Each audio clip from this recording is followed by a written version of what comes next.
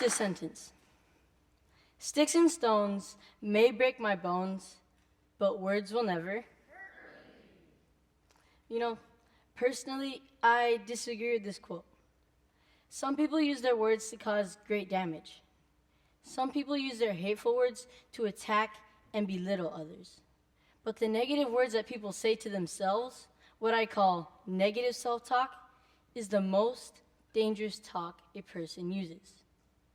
When you invite negative self-talk into your life, it can become like an evil spirit that won't stop haunting you. Sometimes the meanest words that a person hears are the words spoken to themselves.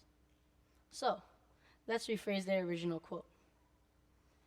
Sticks and stones may break my bones, but negative words inside of me will rip my soul to shreds. Okay, sorry for such a depressing start. But let me assure you, there is a bright side to this topic. You might think I'm crazy, but I actually love to talk to myself. Here's why. See, I'm on a quest to master the power of positive self-talk. That's why I'm on this stage today.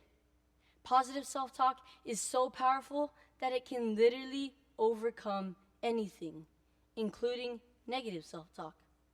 And yeah, it can even help a nervous 12-year-old give a speech in front of hundreds of people. Something I feel we should, there are two types of self-talk, one negative and the other positive. And we decide which one will dwell inside of us. Think of it like this. Negative and positive self-talk are going head to head inside of your head. If you feed one, you will starve the other. I would like for you to focus on this question for the rest of my talk. What are you feeding your soul? Negative or positive self-talk? Something I feel we should never turn our backs on is our own self-worth. Today, I propose the idea that our self-worth is tied up in something very specific, our self-talk. Our self-talk is a set of ideas about ourselves, and we repeat our self-talk over and over again. Nobody comes close to spending as much time with yourself as you do. And if you think about it, everybody's having an ongoing conversation with themselves throughout the whole day. The mental conversations we have with ourselves, our self-talk, can strongly influence our outcomes. Therefore, we should not turn our backs on the power of self-talk for this reason. It shapes our self-worth, and it determines what life will gift us in return. In August last year, I switched schools for the very first time. At that point, my self-talk wasn't so positive. But thankfully, on the first day, a series of fortunate events unfolded before me. The moment I stepped into class, I noticed an old friend from church, CJ. He smiled at me as he began unstacking the classroom's chairs. Wow, I thought to myself, maybe this place has something to offer.